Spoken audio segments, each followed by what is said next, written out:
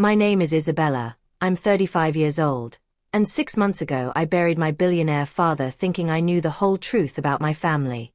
I was wrong. Completely wrong. Because 3 days after the funeral, when the lawyer read the will, I discovered that my father had a second family.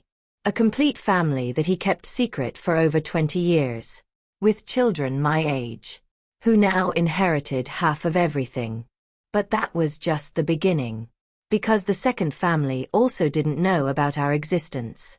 And when we met for the first time, at the reading of the will, none of us were prepared for the war that was about to begin.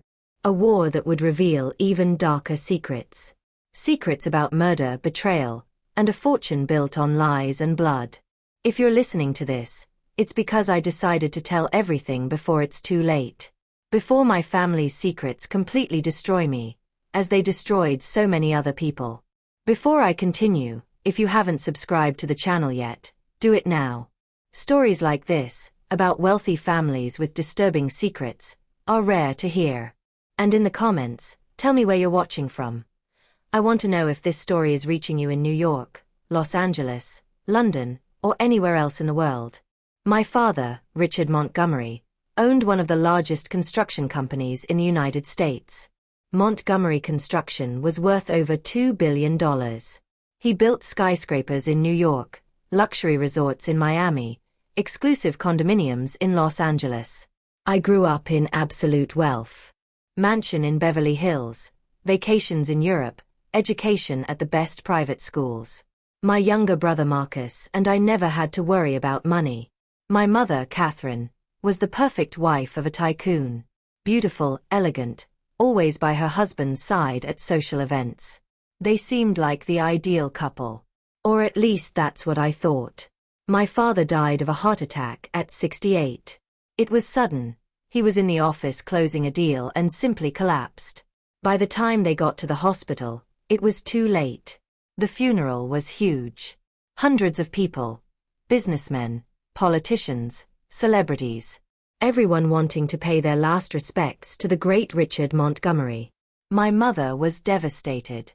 She cried copiously, almost fainted during the burial. I had to hold her to keep her from falling. Marcus was in shock, unable to process that his father was gone. 3 days after the funeral, we were summoned to the family lawyer's office for the reading of the will. It was standard procedure. Dad had left everything organized, or so we thought. We arrived at the office at 2 p.m. My mother, me, Marcus, and some executives close to Dad's company. The lawyer, Mr. Harrison, a man in his mid-60s who had known our family for decades, seemed nervous. "There's something I need to inform you before we begin," he said, his hands trembling slightly. Richard left very specific instructions about how this will should be read. "What kind of instructions?" my mother asked. "He asked that certain people be present. People you don't know." Before we could ask more, the office door opened. A woman entered. She was around 50, blonde hair, well-dressed. And behind her came 3 young people, 2 men and a woman, all apparently in their 30s. "Who are these people?" my mother asked, confused. The blonde woman looked at us with a mixture of sadness and defiance. "My name is Diana," she said. "Diana Montgomery. I was married to Richard for 22 years. The silence in the room was deafening. "This is ridiculous," my mother screamed, standing up. "Richard was my husband. Married to me for 40 years. And he was also my husband," Diana responded calmly. "We lived in Seattle. We had a house, a life. These are our children. Andrew, 34, Jennifer, 32, and Thomas, 30. I looked at the 3 young people. Andrew had eyes exactly like my father's. Jennifer had the same smile. Thomas had the same facial structure as Marcus. They were our half-siblings. "This can't be true," I whispered. "Dad wouldn't do this." "Please, everyone sit down," Mr. Harrison said, clearly uncomfortable. Richard left a letter explaining everything. "I'll read it now." He opened a sealed envelope and began reading in a trembling voice. "My dear family, Or should I say, my dear families? If you're hearing this, it's because I've finally departed and the time for truth has come. A truth I've kept for over 2 decades, knowing that one day it would cause pain, but not having the courage to reveal it while alive. Catherine, you were my first wife, my first love. We built a life together, had Isabella and Marcus. You were always everything a man could want. Diana, you were my second love, my secret fresh start. When we met in Seattle 23 years ago, I was at a difficult moment in my life. You gave me something I thought I had lost. We built a second life, had Andrew, Jennifer, and Thomas. I love both of you. I love all my children. And I know this sounds impossible, that it sounds selfish and cruel. But it's the truth. I maintained 2 parallel lives for over 20 years. 2 houses, 2 families, 2 worlds that could never meet. Until now. I ask forgiveness from all of you. For the deception, for the lie, for the pain this revelation is causing. But I cannot deny either of my families. All of you are equally mine, equally loved. The lawyer stopped reading. My mother was crying. Diana had tears in her eyes. My siblings and I, all 5 of us, were in absolute shock. There's more, Mr. Harrison said. The part about the inheritance. He continued reading. Therefore, I have divided my fortune as follows. Montgomery Construction Company will be divided equally among Isabella, Marcus, Andrew, Jennifer, and Thomas. Each will receive 20% of the shares. The Beverly Hills mansion goes to Catherine, Isabella, and Marcus. The Seattle house goes to Diana, Andrew, Jennifer, and Thomas. All other properties, investments, and bank accounts will be divided equally between the 2 families. The estimated total value of the estate is $2.3 billion. Folks, can you imagine the shock? Discovering that your father had an entire double life, that you have 3 half-siblings you never knew existed, and that you'll now have to share a billionaire fortune with strangers? If you're as shocked as I was, leave a like and subscribe to the channel. And in the comments, tell me, how would you react in this situation? Where are you watching from? New York, Chicago, Miami, London? After the will reading, there was a heavy silence. No one knew what to say. How do you react when your entire life is revealed to be a lie? My mother was the first to speak, her voice trembling with anger. Did you know? Did you know he had another family? Diana shook her head. No. He told me he was a widower. That his wife had died of cancer years before we met. I never suspected. 40 years. My mother screamed. I was married to him for 40 years. You were just a mistress he legitimized with fake papers. Fake papers. Andrew, Diana's oldest son, intervened. Our marriage certificate is real. Our family is real. Just because you came first doesn't make our existence less valid. Your existence is the result of adultery. Marcus shouted back. The situation was quickly escalating into a total confrontation. Mr. Harrison had to intervene. Please. Everyone, calm down. I know this is extremely difficult for both families, but shouting won't solve anything. What will solve it then? I asked, finally finding my voice. How do you expect us to simply accept this? Richard predicted it would be difficult, the lawyer said. That's why he included a special clause in the will. You need to work together in managing the company for at least 1 year before anyone can sell their shares. And during that year, you must attend monthly family mediation sessions. You're joking, Jennifer, Diana's middle daughter, said. He wants us to pretend to be one big happy family.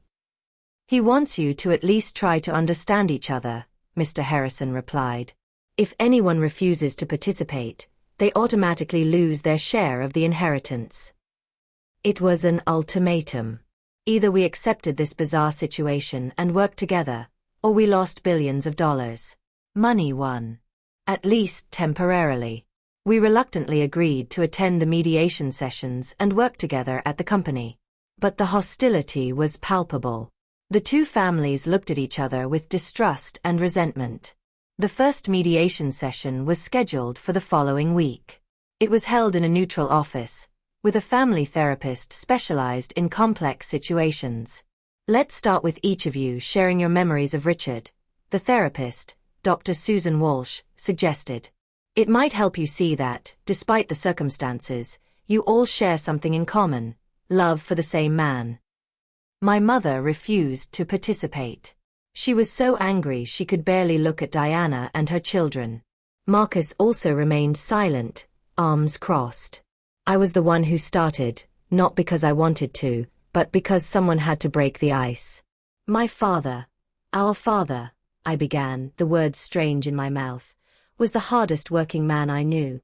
He left home at 6 a.m. and came back at 10 p.m. We thought he was building an empire for us. Now I know he was building too. He also worked a lot, Andrew said. But he always made time for our Saturday basketball games. Never missed a single one of my school games. He also never missed my piano recitals, I said, surprised. He was always there in the front row. How? Jennifer asked, genuinely confused. He was also at all my violin recitals. How could he be in two places at once? The therapist intervened. Richard was clearly meticulous in planning. He managed to maintain two parallel lives without any of you suspecting. That requires an extraordinary level of organization. And lies, Marcus grumbled. An extraordinary level of lies. I couldn't disagree. In the following days, I began investigating on my own. I wanted to understand how my father had managed to maintain this farce for so long. I went through his old emails, looked through files in his home office, searched for clues. And I found something disturbing. There was a hidden folder on his computer, password protected. It took me 2 days to crack it, but I finally succeeded. Inside were financial documents that made no sense. Huge money transfers to offshore accounts. Regular payments to people I didn't recognize. And stranger still, receipts for payments made to a private detective, dating back over 15 years. Why would my father need a private detective? I decided to hire my own detective. If there were more secrets in my father's life, I wanted to discover them before they exploded in my face like the second family had. The detective, a middle-aged man named Robert Kane, accepted the case. I gave him access to all the documents I had found and asked him to investigate deeply. 2 weeks later, he came back with information that changed everything. Mrs. Montgomery, he said, sitting in my home office, I found something you need to know. Your father didn't just have 2 families. He had much darker secrets. My heart raced. What kind of secrets? The payments to the private detective were to cover up a crime. A crime committed 25 years ago. What crime? Robert hesitated before answering. Homicide.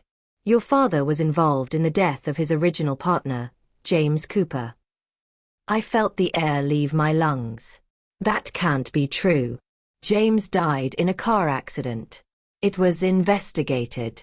It was filed away too quickly, Robert interrupted. And your father paid a lot of money to ensure it remained filed. I have here receipts for payments to police officers, to the coroner, even to James's family. All paid to keep silent about what really happened that night. What really happened? Your father and James had a violent argument about the company's direction. James wanted to do things legally, but your father was involved in some questionable business. Bribes to get contracts, bid rigging, that sort of thing. James threatened to expose everything. On the night of the accident, they met in an empty parking lot to talk. There was a physical fight. James hit his head and died. Your father panicked and staged a car accident to cover it up. I was speechless. My father was a murderer? There's more, Robert continued. James's widow, Linda Cooper, never believed the accident story. But she was pressured to accept a generous financial settlement and remain silent. She's still alive, living in Colorado. And she's been waiting 25 years for justice. I looked at the documents Robert had brought. Photos, receipts, statements. Everything pointed to the same terrible conclusion. My father had killed his partner and bought his way out of prison. What do I do with this information? I asked, my voice almost a whisper. That depends on you, Robert replied. You can bury it like your father did. Or you can do the right thing. That night, I couldn't sleep. I tossed and turned in bed, thinking about everything I had discovered. My father wasn't just an adulterer who had maintained 2 families. He was a murderer who had bought his way out of justice. And now I had to decide what to do with this information. If I revealed it, I would destroy not only my father's reputation, but potentially the entire company. We could lose everything, the inheritance, the business, our social position. But if I didn't reveal it, I would be perpetuating injustice. Linda Cooper deserved to know the truth about her husband's death. She deserved justice. Folks, imagine being in this position. You just discovered that your billionaire father was a murderer. That your family's entire fortune may have been built on this crime. What would you do? If this story is affecting you, leave a like and subscribe to the channel. Share it with someone you think needs to hear this. And in the comments, tell me, would you reveal the truth or protect your family? Where are you watching from? I spent days agonizing over what to do. I couldn't tell my mother. She was already destroyed by the revelation of the second family. This would break her completely. Marcus. He was so angry at Dad that he would probably go straight to the police without thinking about the consequences. And what about the other family? Diana and her children were also heirs now. They also had the right to know who the man who raised them really was. I decided to do something I never imagined doing. Trust Andrew, Diana's oldest son. I scheduled a meeting with him at a neutral cafe, away from both families. When I arrived, he was already there, looking as uncomfortable as I felt. Thanks for coming, I said, sitting down.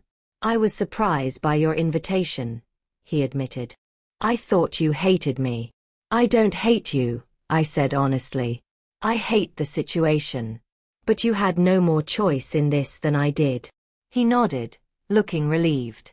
So why did you want to see me? I took a deep breath. Because I discovered something about our father. Something that changes everything. And I don't know what to do. I told him everything. James Cooper's murder, the cover-up, the payments, the widow still waiting for justice.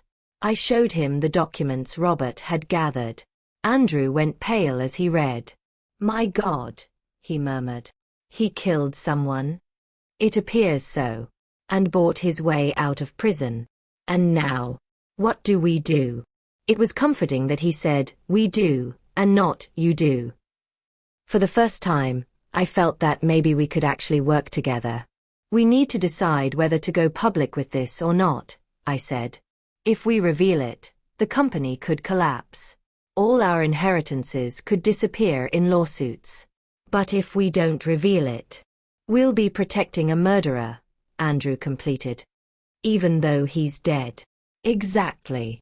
We sat in silence for a long moment, both processing the impossible situation we found ourselves in. There's a third option, Andrew said finally. We can go to Linda Cooper.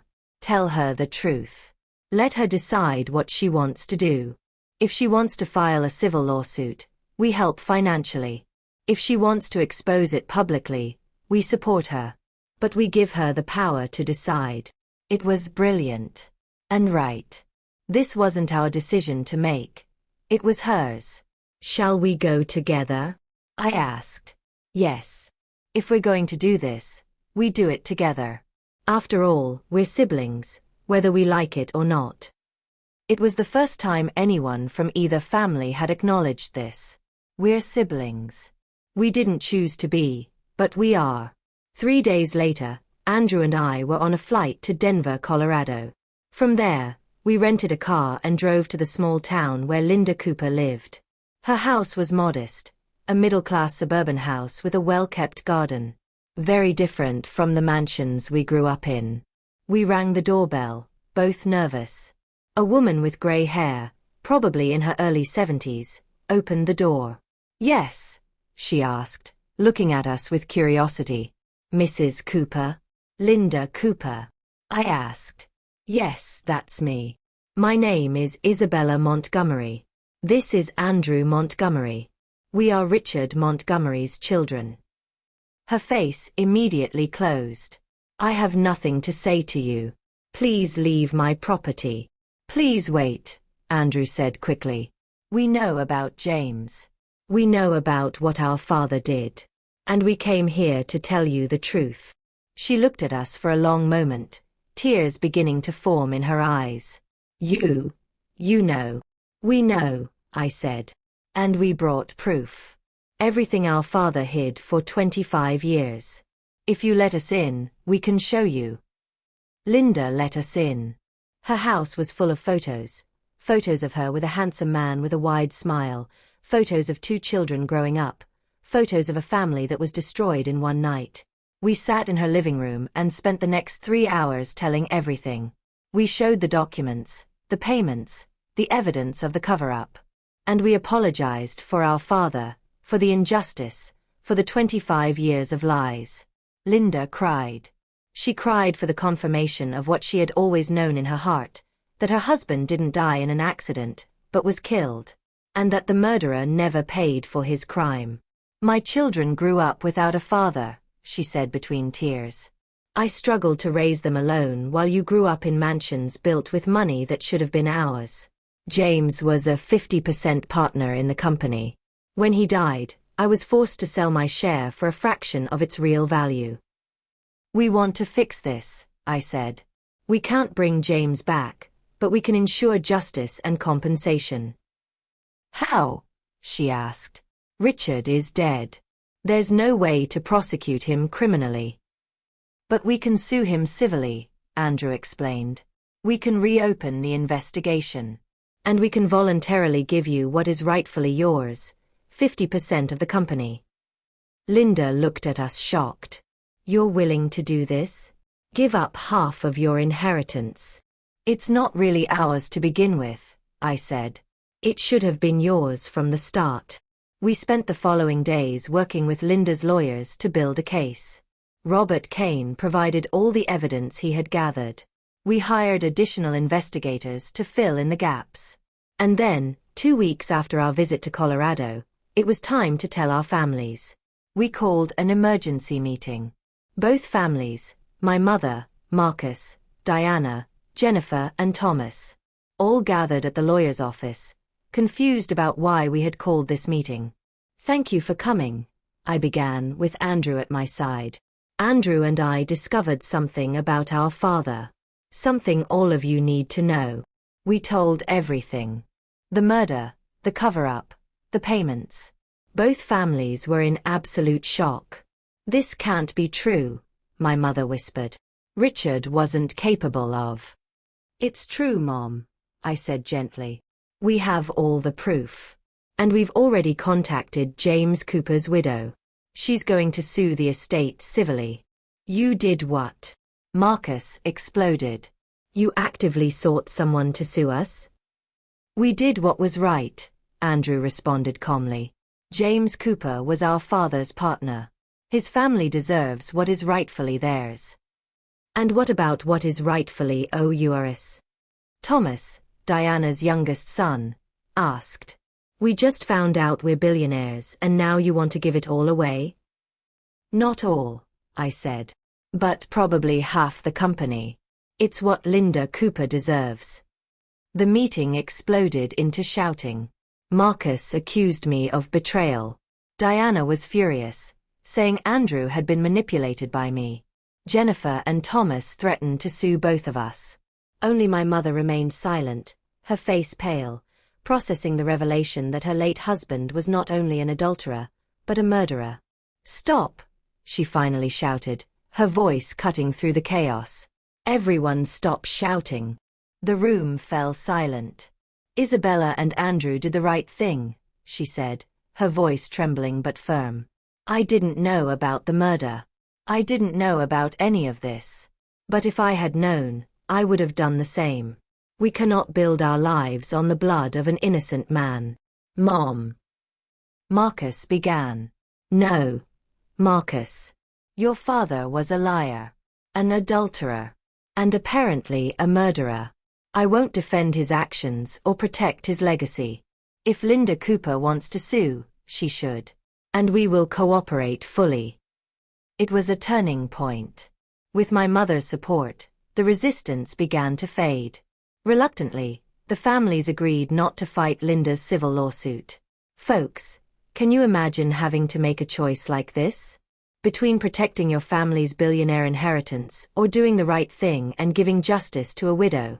If you're following this crazy story, leave a like and share. And tell me in the comments, would you have had the courage to do what we did? Where are you watching from? New York, Los Angeles, Miami, London, Toronto? Linda Cooper's civil lawsuit against Richard Montgomery's estate was filed 2 weeks later. The media immediately picked up the story. Billionaire's heirs reveal father was murderer. Montgomery family in scandal. Fortune built on crime. Children turn in own dead father to justice. It was a media circus. Reporters camped outside our houses. Our every move was photographed and analyzed. Montgomery Construction saw its stock plummet. But Linda Cooper finally had her justice. Or at least the beginning of it. The lawsuit revealed even more sordid details about my father. It wasn't just James Cooper. There were other people he had harmed over the years, competitors he had sabotaged, employees he had exploited, bribes and fraud in dozens of contracts. Your father was a sociopath, Linda's lawyer told us during a meeting. He had no conscience. He did whatever was necessary to win, no matter who got hurt. It was hard to hear, but we knew it was true. The man we thought we knew never existed. He was just a mask he wore to deceive everyone around him.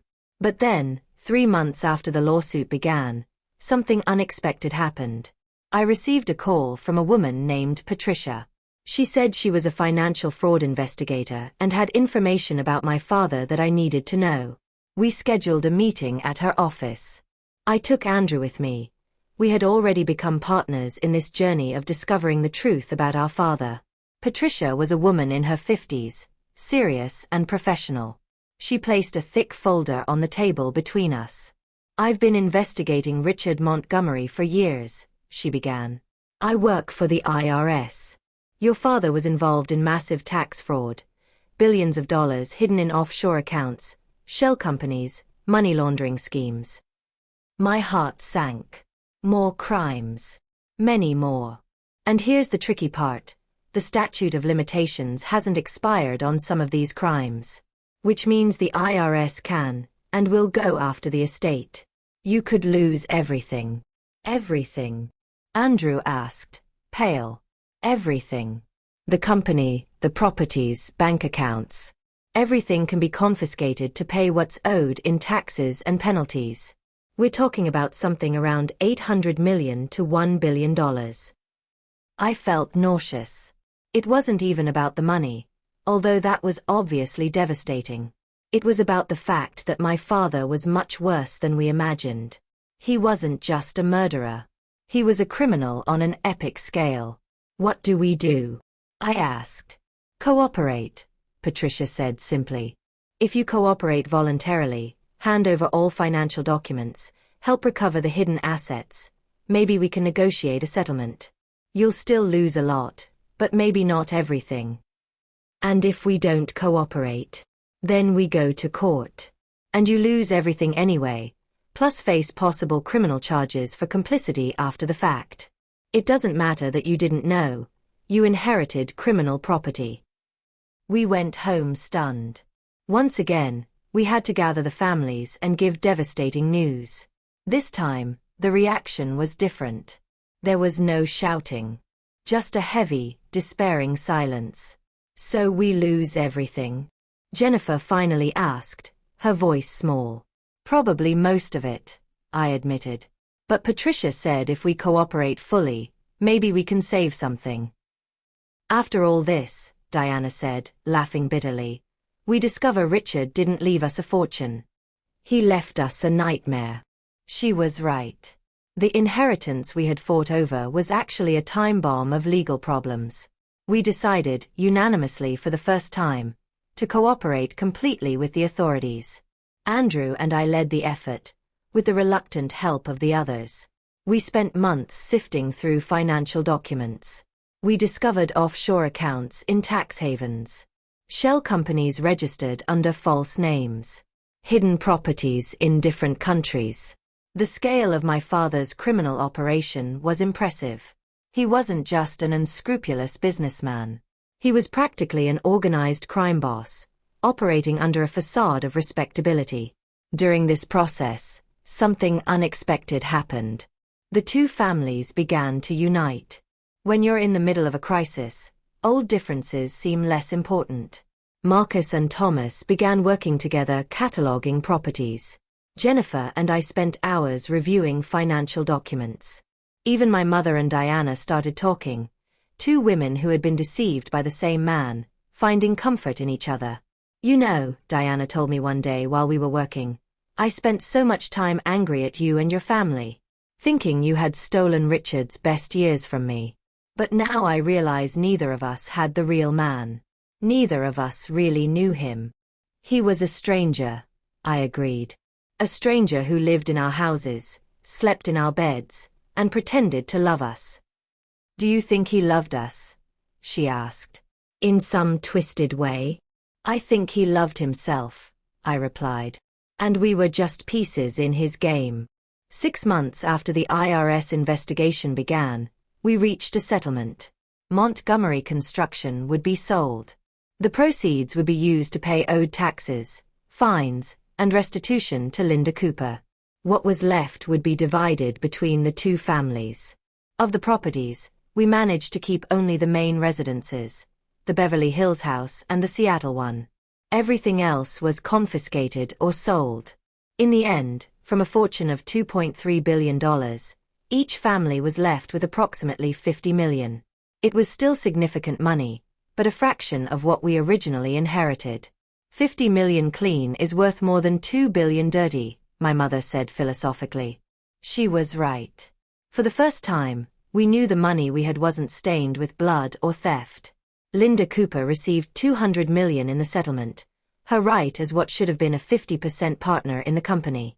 She used part of the money to create a foundation in James's name, helping families of unsolved crime victims. You gave me more than money, she told me when we met for the last time. You gave me the truth. And that's priceless. But not everything was resolved. There was still one piece of the puzzle that didn't make sense. How had my father managed to maintain two families, run a billion-dollar company, and still find time to orchestrate all these criminal schemes? One man alone couldn't do all that. He had to have had help.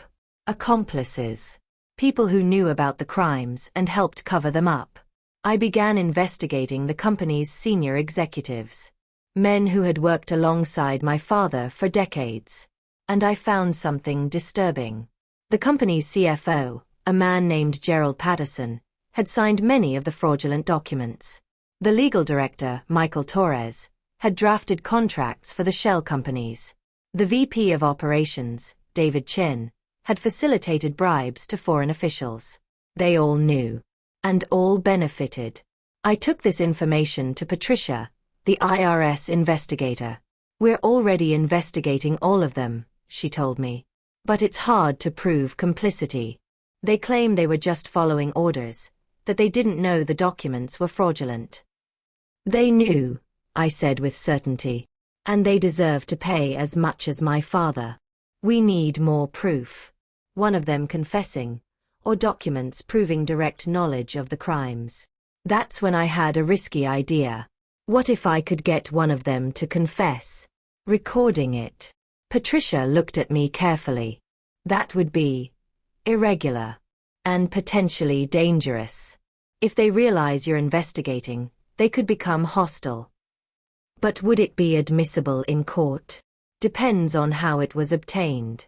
If you're recording a conversation you're part of, in many states it's legal. But it has to be done correctly. I decided to try. But not alone, Once again, I recruit Andrew. Together, we devised a plan. I would schedule individual dinners with each executive, saying I wanted to better understand how my father ran the business. I would use a hidden recorder to capture any admission of guilt. The first dinner was with Gerald Patterson, the CFO. We met at an elegant restaurant, the kind of place my father used to do business. "Isabella," Gerald greeted me warmly, "what a pleasure to have dinner with you. How are you dealing with everything?" "Surviving," I replied. "Gerald, I need your help. I'm trying to understand Dad's business. Some of the financial transactions are confusing." I showed him some of the documents from the offshore accounts. His expression changed. "Where did you get this?" "From Dad's personal files." "Gerald, I need to know, were these accounts legitimate?" He was silent for a long moment. I could see the internal struggle in his eyes. Lie or confess? "Isabella," he said finally, lowering his voice, "your father was a genius. But he was also dangerous. He did whatever was necessary to win. And yes, some of our operations were questionable." "Questionable how?" "We moved money to places where it couldn't be traced. We created fake companies to hide profits. We bribed officials when necessary.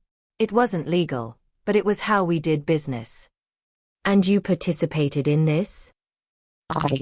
I was the CFO. I signed the documents. But your father was in charge.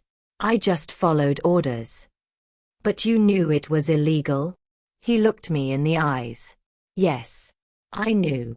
I had my confession safely stored in the recorder hidden in my necklace." Over the following days, I repeated the process with Michael Torres and David Chen. Both, when pressed, admitted knowledge and participation in my father's crimes. I handed the recordings to Patricia. She smiled as she listened to them. "This is gold," she said. "With these confessions, we can prosecute them criminally. They're going to prison." And that's exactly what happened. Gerald Patterson, Michael Torres and David Chen were all indicted on charges of fraud, conspiracy and money laundering. All ended up pleading guilty in exchange for reduced sentences. Gerald got 8 years. Michael got 6. David got 5. Justice was being served. Slowly, painfully, but it was being served. Folks, are you keeping up with all this? A criminal conspiracy that deepens with every revelation? If you're as involved in this story as I was living it, leave a like, subscribe to the channel and share.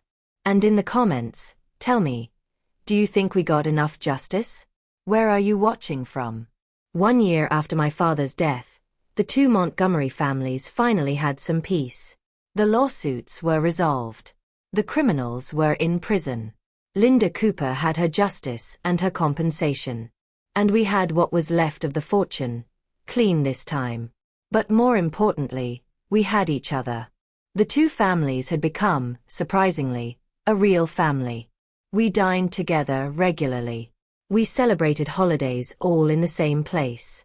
Marcus and Thomas became best friends.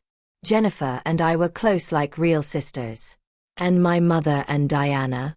They became unlikely allies, united by the shared experience of having been deceived by the same man. "You know," Diana told me during a family dinner, "Richard did a lot of harm. But inadvertently he gave us something precious, each other. We never would have met otherwise." She was right. From tragedy and trauma, something good had emerged.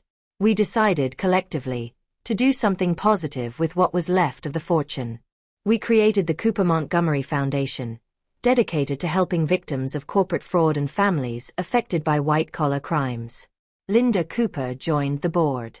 Together, we began making a real difference, helping people who had lost everything to scammers, providing legal assistance, pushing for stricter laws against corporate fraud. It was our way of transforming my father's destructive legacy into something constructive. But then, 18 months after Dad's death, when we thought all secrets had been revealed, I received a letter. It was from a woman named Elena Vasquez. She said she had critical information about my father that I needed to know. Information that would complete the picture of who he really was. Initially, I hesitated. How many more secrets could there be? How many more revelations could we endure? But curiosity won. I scheduled a meeting with Elena at a cafe in downtown Los Angeles.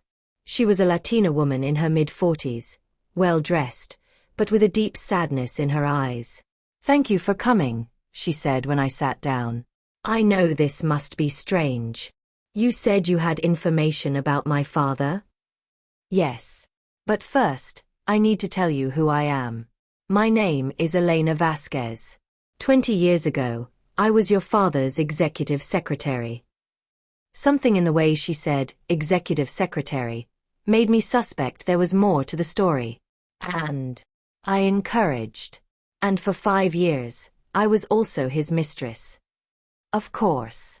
Another woman. Why would I be surprised? He had many mistresses, it seems, I said, unable to hide the bitterness. He probably did. But with me it was different because I got pregnant. My heart stopped. You have a child of his? A daughter. Sophia. She's 19 now. Another half-sister. My God, how many of us were there? Why are you telling me this now? I asked. Because Sophia is sick. She has leukemia. She needs a bone marrow transplant. And none of my family members are compatible. Tears began running down Elena's face.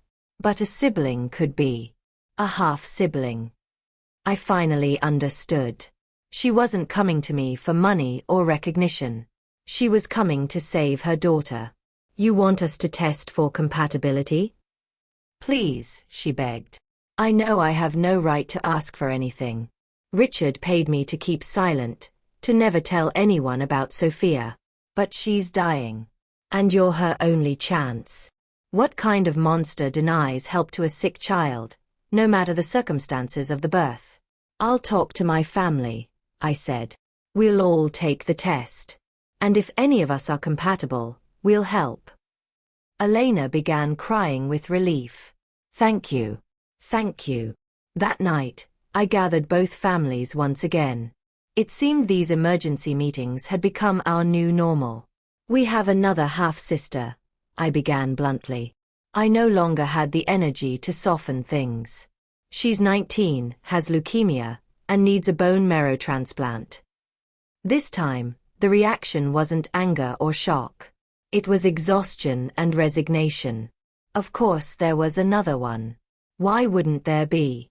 We'll all get tested, my mother said simply. This child isn't to blame for Richard's sins. And we did.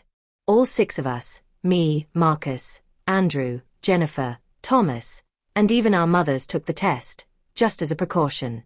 3 days later, we received the results. Andrew was compatible. He didn't hesitate for a second.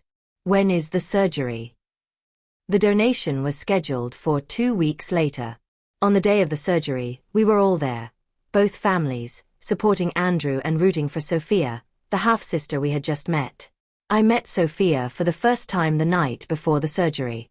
She was beautiful, even pale and bald from chemotherapy. She had my father's smile, that same charming smile he used to deceive everyone. But in Sophia, the smile was genuine. Sweet. Without malice. Thank you, she told me, holding my hand. For not hating me. For helping even though you don't know me. You're our sister, I said. You're our sister, I said. Family helps family. We're learning that. The surgery was a success. The transplant took. Sophia began to recover. And our bizarre, patched-together family gained one more member. Elena never asked for money. Never asked for recognition. She just wanted her daughter to live. But we decided on our own to include Sophia as a beneficiary of the charity foundation we had created. She would have access to funds for education and medical care. She's a Montgomery, whether we like it or not, Andrew said when we announced the decision. And we take care of our own. It was strange how natural that sounded now. We take care of our own. This strange family, built on lies and revealed through tragedy, had become real. 2 years after my father's death, we finally felt we had processed everything. We had found all the secrets, punished all the guilty, made peace with all the wronged. Or so we thought. Because then I received one last letter. This one was from Richard Montgomery himself, dated 1 week before his death. It was in a bank vault that would only be opened 2 years after his passing. The bank notified me it was time to claim the contents. I went with Andrew. I no longer did anything related to Dad without him. The vault's contents were simple: a handwritten letter and a flash drive. The letter said, "My dear Isabella and my son Andrew, for I know you two will be the only ones with the courage to seek the complete truth. If you're reading this, it means you've already discovered most of my secrets. The second family. James's murder. The financial crimes. Maybe even Elena and Sophia. Congratulations. You did a better investigative job than I expected. But there's one last thing you need to know. A truth that will recontextualize everything you've discovered. I am not Richard Montgomery. The real Richard Montgomery died 35 years ago, in a boating accident in Mexico. I was Michael Brennan, a con man wanted in 3 states. I assumed Richard's identity, used it to build the entire empire. Every document, every certificate, every official record under the name Richard Montgomery is a forgery. I never legally existed. Which means, my dear children, that you also don't legally exist. At least not as Montgomerys. The flash drive contains all the original documents. My real documents as Michael Brennan.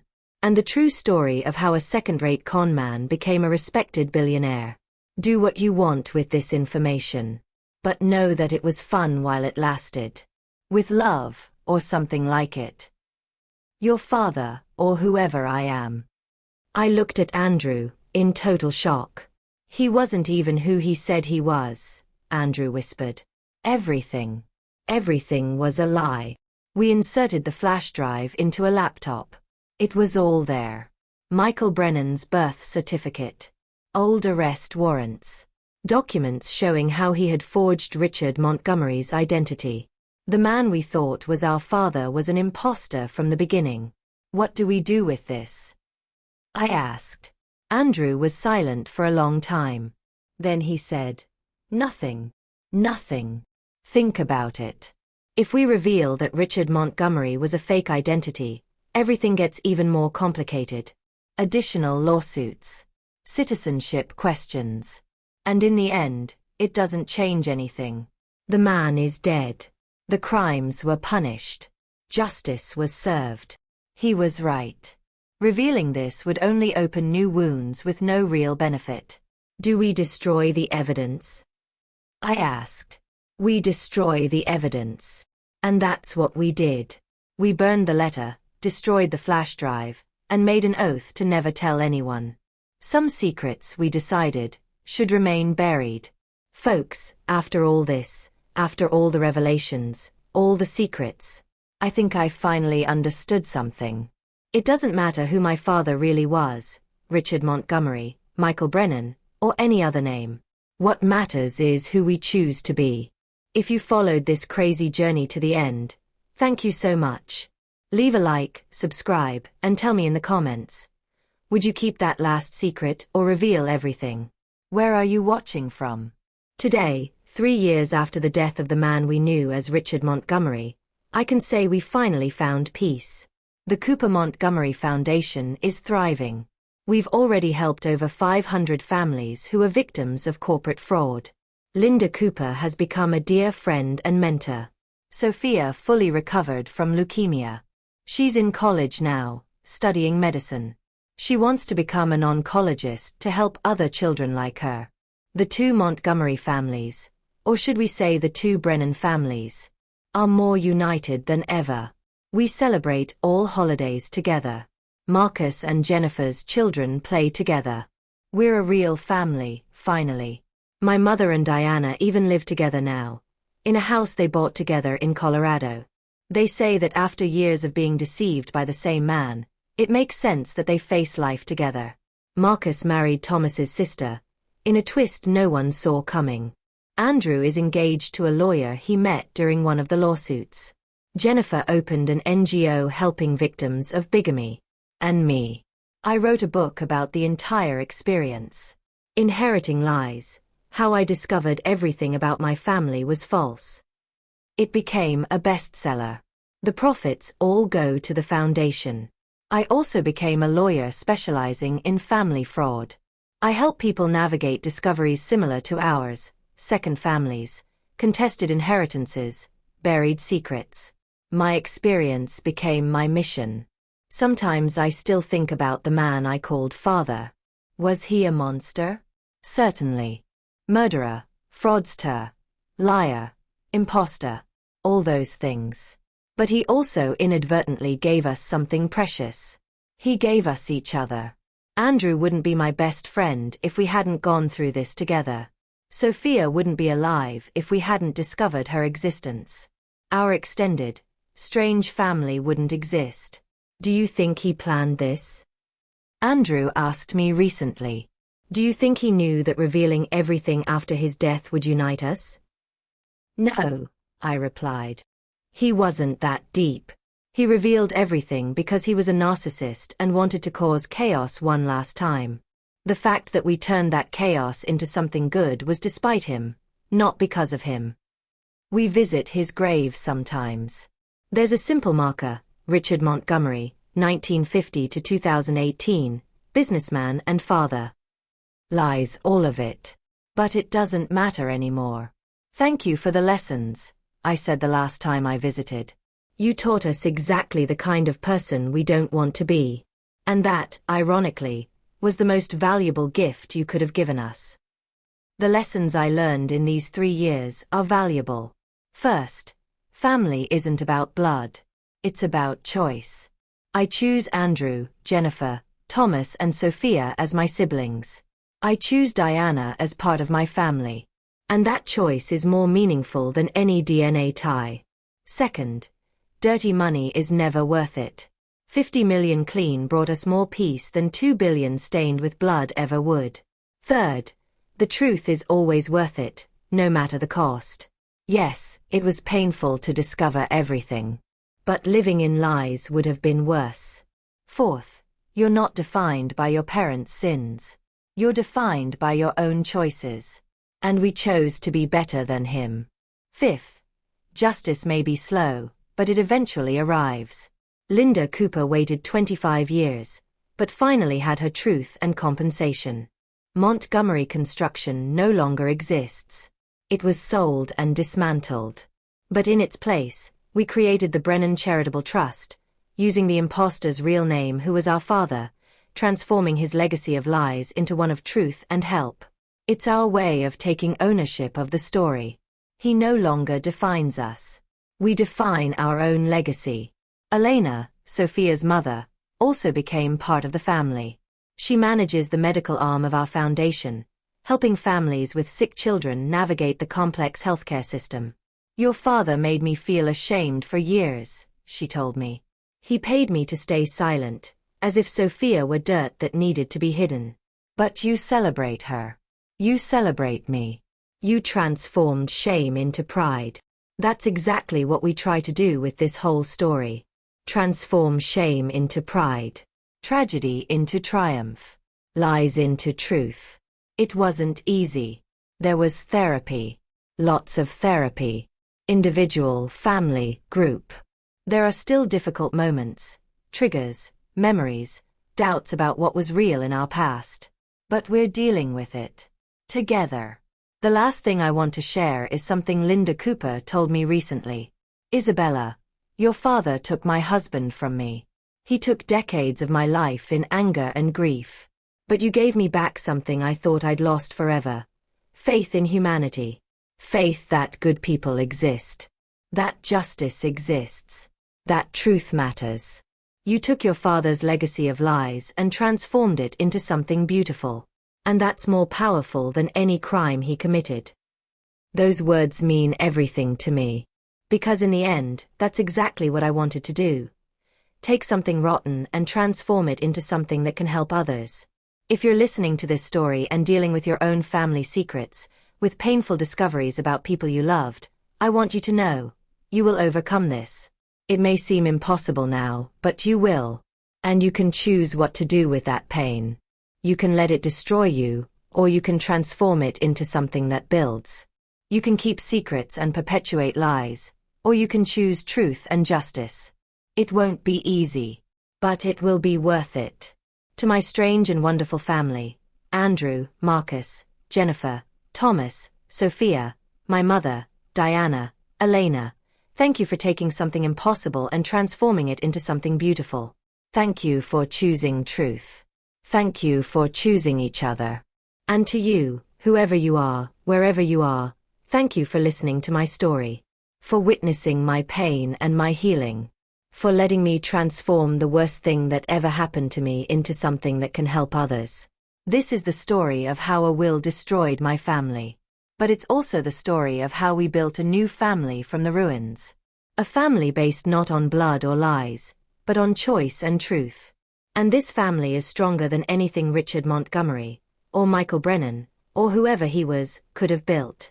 Folks, if you made it to the end of this 80-minute story, I want to thank you from the bottom of my heart. Sharing this wasn't easy, but I felt I needed to show that even from the worst betrayals, from the deepest lies, something good can emerge. If this story touched you in any way, please leave a like and subscribe to the channel. Share it with people you think need to hear this message about forgiveness, about rebuilding, about transforming tragedy into triumph. And in the comments, tell me, have you ever had to deal with devastating family secrets? How did you handle it? Did you choose truth or silence? And where are you watching from? New York, Los Angeles, Miami, Chicago, London, Toronto, or somewhere else in the world? I want to know if this story of destruction and rebuilding reached you, wherever you are. And always remember, you're not defined by your parents' sins. You're defined by the choices you make when you discover those truths. Choose truth.